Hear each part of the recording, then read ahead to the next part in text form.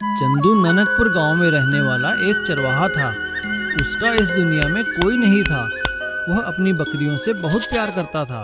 उसके रेहड़ में काफी सारी बकरियां थी और एक कुत्ता भी था जो बकरियों की रखवाली करता था। चंदू रोज सुबह अपनी बकरियों को लेकर पास के जंगल में जाता और शाम को उन्हें चराकर वापस आ जाता। रास्ते में आते जाते जब भी कोई उसकी बकरी को छेड़ता तो कुत्ता उस पर भौंकता था। अरे चंदू, अपने कुत्ते को बांध कर रखा कर, यह हर आने जाने पर भौंकता रहता है। यह मेरा कुत्ता नहीं, शेर है, शेर। अगर मेरी बकरी को छेड़ोगे तो यह खा जाएगा। चंदू की यह बात सुनकर सभी गांव वाले उसका मजाक उड़ाते हैं और हंसने लगते हैं। चंदू वहां से चला जाता है। काफी दिन बीत जाते हैं। चंदू रोज की तरह अपनी बकरियों को चराने के लिए जंगल लेकर जाता है। शाम को वापस लौटते हुए उसे रास्ते में कुछ आवाज सुनाई देती है तो उसे एक बड़ा सा बिल्ली का बच्चा पड़ा हुआ मिलता है। अरे, यह बिल्ली का बच्चा यहाँ क्या कर रहा है? अगर इसे यहाँ छोड़ दूं तो रात को कोई जानवर इसे खा जाएगा। इसे अपने साथ ही लेकर चलता हूँ। चंदू उस बिल्ली के बच्चे को उठाकर अपने साथ घर ले आता है और उसे दूध पिलाता है। अब वह बिल्ली का बच्चा भी चंदू के घर पर ही रहने लगता है। कई महीनों बाद एक दिन जब चंदू ने बिल्ली के बच्चे को देखा, अरे, यह इतना बड़ा कैसे हो गया? चंदू ने उसके सिर पर हाथ फेरा तो वह प्यार से गुर्राने लगा और चंदू के पैर चाटने लगा। उसकी आवाज सुनकर चंदू का कुत्ता वहां से भाग गया। अरे, यह मैं शेर का बच्चा उठा लाया। अब मैं क्या करूं? इसे गांव के बाहर जंगल में ही छोड़कर आता हूं। अगले दिन जब चंदू उस शेर को जंगल वापस ले जा रहा था तो सभी गांव वाले उसे देखकर डरने लगे। अरे चंदू, यह शेर कहां से पकड़ लाया? छोड़ा इसे जंगल में, नहीं तो यह हम सबको खा जाएगा और तेरी बकरियों को भी। मैं कहता था ना, यह मेरा कुत्ता नहीं, शेर है, शेर। ऐसा कहकर चंदू हंसने लगा। चंदू ने जंगल में जाकर शेर को एक पेड़ से बांध दिया और अपनी बकरियों के साथ शाम को वापस अपने घर आ गया। उसी रात दो चोर बकरियां चोरी करने के इरादे से चंदू के घर में घुसे। अरे वाह, यहाँ तो बहुत सारी बकरियां हैं, पर इस कुत्ते का कुछ करना होगा। और वह कुत्ते के मुंह पर बेहोशी की दवा वाला कपड़ा फेंकता है। चंदू का कुत्ता बेहोश हो जाता है।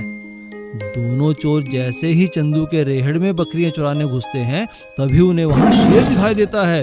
दोनों को देखकर शेर गुर्राता है। शेर की आवाज से चंदू की नींद खुल जाती है।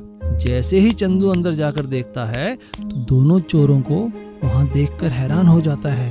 शेर उन दोनों चोरों के सामने खड़ा था और दोनों चोर वहां से भाग जाते हैं। शेर चंदू के पैरों में आकर लेट जाता है।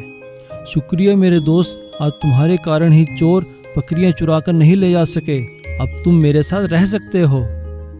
सीख, प्यार और इंसानियत से हम खूंखार से खूंखार जानवर को भी अपना बना सकते हैं।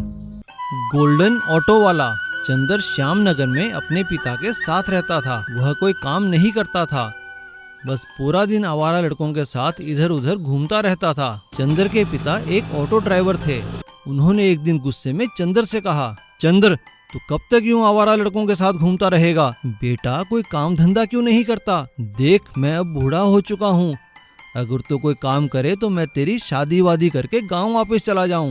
यह सुनकर चंदर अपने पिता से कहता है, मुझे नहीं करनी नौकरी वोकरी, मुझे तो कोई काम करना है। अरे क्या काम करेगा तू? पिताजी, मैं ऑटो चला लूंगा, लेकिन किराए का नहीं, मैं खुद का ऑटो चलाऊंगा। क्यों बेटा, क्या बात है? तुम किराए का ऑटो क्यों नहीं चलाना चाहते? मैंने भी तो सारी उम्र चलाया है। नहीं पिताजी, इसीलिए तो आप कुछ नहीं बचा पाए। सारा पैसा तो आप किराए में ही दे देते थे। मैं तो बस अपना ऑटो ही चलाऊंगा। यह सुनकर चंदर के पिता सोच में पड़ जाते हैं और वो मेहनत करके एक एक पैसा जोड़कर चंदर को एक ऑटो खरीद कर ला देते हैं। यह देखकर चंदर खुश हो जाता है और अपने पिता से कहता है, पिताजी, आपका बहुत बहुत धन्यवाद। अब देखना मैं कैसे इस लोहे के ऑटो को गोल्डन ऑटो में बदल देता हूँ। अगले ही दिन से चंदर ऑटो चलाना शुरू कर देता है और वह अपना काम बहुत मेहनत और ईमानदारी से करता है।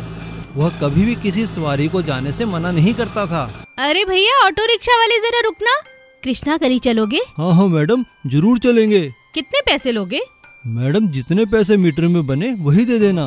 मीटर से चलोगे? अरे वाह, ये बात तो आजकल सुनने को भी नहीं मिलती। बहुत अच्छे भैया। चंदर अपने व्यवहार के कारण बाकी ऑटो वालों से अधिक काम करने लगा। काम के साथ साथ वह अपने ऑटो को गोल्डन कलर में सजाने लगा। उसने अंदर से पूरे ऑटो को गोल्डन कलर से रंग दिया। चंदर की तरक्की देख सभी ऑटो वाले उससे जलने लगे और उससे कहने लगे, अरे चंदर भाई, कितना सजाएगा अपने ऑटो को? तू तो सवारियों से पैसे भी जायज ही लेता है। नहीं भाई, ऐसी बात नहीं, सवारियां तो भगवान की तरह है और यह ऑटो मेरा मंदिर। चंदर के इसी व्यवहार के कारण सवारियां भी कहती थी, भाई अगर जाना हो तो चंदर के गोल्डन ऑटो में ही जाना, क्योंकि चंदर का ऑटो भी गोल्डन है और चंदर का व्यवहार भी गोल्डन है। और चंदर अपने व्यवहार के कारण शहर में गोल्डन ऑटो वाले के नाम से प्रसिद्ध हो जाता है। सुंदर नगर में अमित नाम का एक लड़का रहता था, लेकिन मैकेनिकल इंजीनियर होने के बाद भी उसे कोई काम नहीं मिला। एक दिन वह मायूस होकर गांव के चबूतरे पर पेड़ के नीचे बैठा हुआ था। तभी एक बुजुर्ग स्कूल टीचर वहां से गुजरे। गुरुजी प्रणाम। प्रणाम। अरे कौन? अमित, कैसे हो बेटा? क्या कर रहे हो आजकल? बस गुरुजी, इसी सवाल का जवाब दे रहा हूँ सबको। बहुत दुखी लग रहे हो बेटा। हाँ गुरुजी, इतनी पढ़ाई लिखाई करने के बाद भी कोई काम नहीं मिला। बेटा तुम तो होशियार हो, मेहनती हो, कुछ भी काम कर लो। कल से तुम मेरे बेटे की मोटर वर्कशॉप में आ जाओ। अमित अगले ही दिन से गुरुजी के बेटे विक्रम की मोटर वर्कशॉप में काम करने लगता है। वह काम में इतना निपुण होता है कि किसी भी गाड़ी को देखते ही देखते ठीक कर देता है। एक दिन खाली बैठे बैठे उसके मन में कुछ नया करने का विचार आया, तो उसने विक्रम से कहा, विक्रम भाई, क्या मैं वर्कशॉप में पड़ा पुराना सामान इस्तेमाल कर सकता हूँ? हाँ हाँ, क्यों नहीं, बिल्कुल कर सकते हो। अमित अगले ही दिन से काम के साथ साथ खाली समय में अपना आविष्कार करने में लग जाता है। वह एक वैन की फ्रेम पर एक बड़ा इंजन रखकर उसमें गियर बॉक्स फिट कर देता है और उसमें बड़े और पतले टायर लगाता है। कुछ ही दिनों में वह एक ऐसी गाड़ी तैयार करता है जो दिखने में तो वैन जैसी लगती थी, लेकिन उसकी ऊंचाई काफी थी। वह गाड़ी इतनी ताकतवर थी कि किसी भी तरह के उबड़-खाबड़ रास्ते पर बड़े आराम से चलती थी। अमित और विक्रम जब अपनी गाड़ी लेकर सड़क पर निकले तो सभी लोग उसे देखकर हैरान हो गए। तभी गांव के चौराहे पर पुलिस वालों ने उनकी गाड़ी को रोककर कहा, ऐसा नमूना लेकर निकलोगे तो तुम किसी को मार डालोगे, दोबारा इसे सड़क पर लेकर मत आना। कुछ दिनों बाद गांव में बहुत तेज बारिश होती है और पूरे गांव में पानी भर जाता है। कोई भी गाड़ी इस भरे पानी में नहीं चल पाती, इस कारण गांव वालों तक मदद नहीं पहुंच पाती है। तभी अमित अपनी गाड़ी को चलाना शुरू करता है। उसकी गाड़ी ऊंचे होने के कारण पानी में नहीं डूबती और ताकतवर होने के कारण पानी में बड़े आराम से चल पड़ती है। वह अपनी गाड़ी में खाने पीने का सामान और दवाइयां रखकर बाढ़ के पानी से घिरे लोगों के घर घर तक पहुंचाता है। सभी लोग उसकी तारीफ करते हैं और बाढ़ का पानी खत्म होने पर गांव के सभी लोग अमित और विक्रम को सम्मानित करते हैं। तब गुरुजी कहते हैं, हमें हर किसी के काम का सम्मान करना चाहिए, पता नहीं कब किसी की बनाई चीज हमारे काम आ जाए। लालची लस्सी वाला। जगतार की चंदर बाजार के बीचों बीच लस्सी की दुकान थी। जगतार की दुकान देसी लस्सी वाला के नाम से पूरे शहर में मशहूर थी।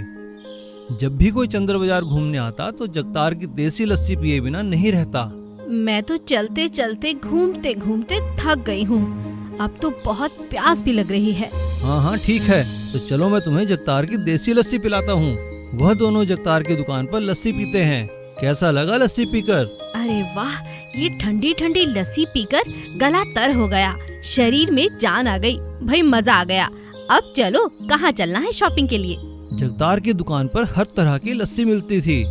मीठी लस्सी, नमकीन लस्सी, ठंडी लस्सी, नॉर्मल लस्सी, मलाई वाली लस्सी और इस तरह कई तरह की लस्सी। कमल नाम का एक आदमी जगतार को दही सप्लाई किया करता था। एक दिन जगतार ने कमल से कहा, कमल भाई क्या बात है, तुमने दही के दाम बढ़ा दिए, ऐसा कब तक चलेगा कमल? क्या करे जगतार, दूध ही इतना महंगा हो गया है, तुम भी अपनी लस्सी के दाम बढ़ा दो।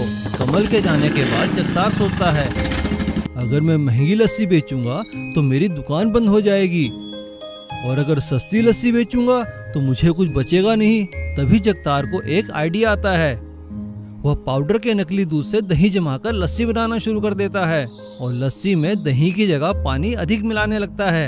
ऐसा करने पर जगतार का मुनाफा बढ़ने लगता है। जगतार का लालच और बढ़ जाता है। तभी एक दिन एक ग्राहक जगतार से कहता है, जगतार, तुम्हारी लस्सी का स्वाद पहले जैसा नहीं रहा, क्या बात है? आजकल दही ठीक नहीं आ रहा क्या? अरे नहीं सर, ऐसा नहीं, लगता है ये गिलास पुराना होगा, आप यह पीकर देखिए। जगतार बड़ी चालाकी से उस ग्राहक को असली दही की लस्सी का गिलास दे देता है। एक दिन फूड कंट्रोल वाले जगतार की लस्सी का सैंपल चेक करते हैं। उसमें केमिकल और मिलावट का पता चलता है। फूड कंट्रोल ऑफिसर जगतार से कहता है, जगतार, तुम ऐसा क्यों कर रहे हो? सभी लोग तुम पर विश्वास करते हैं, तुम लोगों के विश्वास से खेल रहे हो। हम तुम्हें आज सिर्फ वार्निंग देकर छोड़ रहे हैं। अगर तुमने यही हरकतें जारी रखी तो हमें मजबूरन तुम्हारी दुकान बंद करनी पड़ेगी। मुझे माफ कर दो सर, मैं लालच में अंधा हो गया था। अब मैं कभी लस्सी में मिलावट नहीं करूंगा। और जगतार ने फिर से शुद्ध और देसी लस्सी बेचना शुरू किया और जगतार के ग्राहक बढ़ते ही गए। हे भगवान, मैं भी कितना मूर्ख हूँ। लोग मुझ पर विश्वास करके आते हैं और मैं उन्हीं के साथ विश्वासघात कर रहा हूँ। पैसा तो मैं कमा सकता हूँ, लेकिन नाम नहीं। अब मैं दोबारा कभी ऐसी गलती नहीं करूँगा। Please subscribe.